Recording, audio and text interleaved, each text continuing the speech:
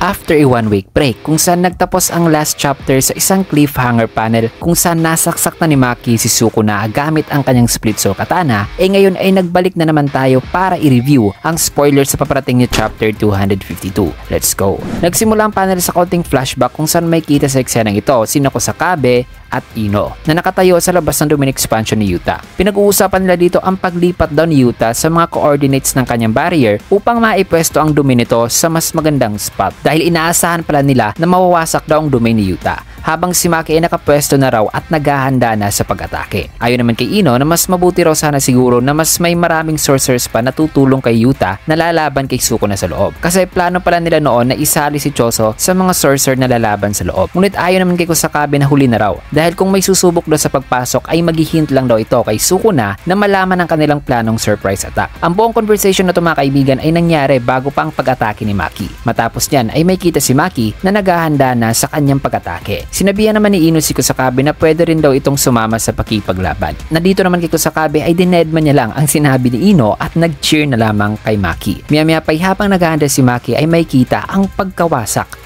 ng domain ni Yuta. Ayon naman sa isipan ni Kusakabe na bibigyan daw sila ng senyalis ni Yuta na umatake. At ang senyalis na yan ay mangyayari sa moment na kung saan ay di raw talaga makakapag-anticipate si Sukuna sa kanilang surprise attack. Matapos niyan ay back to present ay dito naman may kita si Yuta na natadtad ng mga slashes ni Sukuna. Habang may kita naman ang pagsaksak ni Maki mula sa likuran ng King of Curses. Dali-dali namang sinalo ni Rika si Yuta habang umiiyak at makikita rin ang mabilis na pagdating ni Wiwi upang i-transport si Yuta probably kay Shoko para i-heal ang mga malulubang sugat nito. Maya-maya pa nang sinubukan sana ni Making hiwain ang buong katawan ni Sukuna ay mabilis namang nakalayo si Sukuna sa kanya. Samantalang sa isipan naman ni Sukuna ay na-realize niya na sinadya lang daw pala ni Yutang basagin ang domain nito upang mag-serve as a signal kina Maki na isagawa na ang surprise attack. Mapapansin din na ang injury mula sa saksak ni Maki ay di nahihil kaagad ni Sukuna unlike sa mga normal attacks. At ayon naman dito ng narrator na since kaya raw ni Making hiwain o i-cut ang soul ng target gamit ang kanyang katana ay this explains na ang mga atake raw ni Maki na nagbibigay ng damage sa soul ay di raw basta-bastang nahihil gamit ang RCT. At ayon pa dito na upang ma-heal daw ang isang injured soul ay kailangan daw ng individual na to na makita ng maayos ang outline ng sarili nitong soul. At kahit mayroon namang kakayahan daw si Sukuna na ma-intercept ang kanyang sariling soul, dahil nandito raw si Yuji na nagdi-deal ng damage sa kanyang soul, mahihirapan daw talaga si Sukuna ng i-heal ang kanyang damaged soul. Dahil ang RCT rin daw pala na ginagamit sa pag-heal ng soul ay kakaiba sa normal na RCT. Also, dumagdag pa raw rito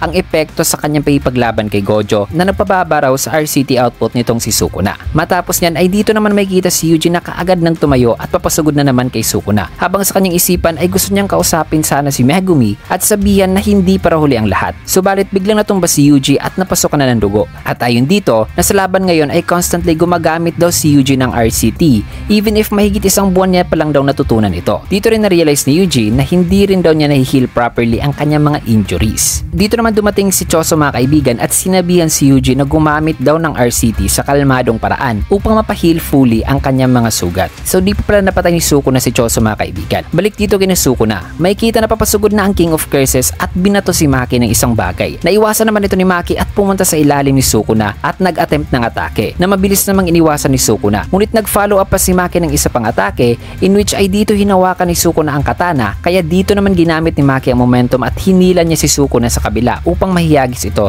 sa other side. Nagtuumpay naman si Maki sa kanyang ginawa kaya napatawa dito ang King of Curses. Nagsalita naman si Maki na wikang ipagpapatuloy pa ba raw ni Sukuna gawin ang ginagawa nito ngayon habang makipaglaban sa kanya. At ang ginagawa pala ni Sukuna dito mga kaibigan ay ang pagpupumilit nitong patibukin ang kanyang puso. Kasi nakita nga natin na pinuntiryan ni Maki ang bahagi ng katawan ni Sukuna kung saan nakalokate ang puso nito. Matapos niyan isumagot naman si Sukuna na sabing sa ngayon wala naman daw siyang problema. After this scene mga kaibigan binali naman ang eksena dito kina Uraume at Hakari. Sinabi dito ni Hakari na madali lang daw i-recognize ang presensya ni Sukuna na although hindi raw talaga maganda ang pakiramdam niya noon nung nag-transform si Sukuna sa OG form nito, sa ngayon ay nararamdaman niya na kasalukuyan ng binubugbog si Sukuna. Also humihina na rin daw ang curse energy nito na sabing mananalo daw talaga sila. Ngunit tumawa lang naman si Uraume sa sinabi ni Hakari at sinabihan ito na napakatanga raw niya gaya ng kanyang curse technique. Kasi para kay Uraume ay judging daw sa curse energy waves ni Sukuna ay masasabi sinabi raw niyang wala raw interes si Sukuna sa kanyang mga kalaban. Sabay tinapos ni Roumi ang kanyang salita na wikang dapat ay mahiya raw sila dahil di raw sila nakapagbigay ng mas maganda pang laban kumpara kay Gocho. Kasi ayon pa kay Roumi na kahit isama pa raw nila ang mga after effects ng previous fight ni Sukuna,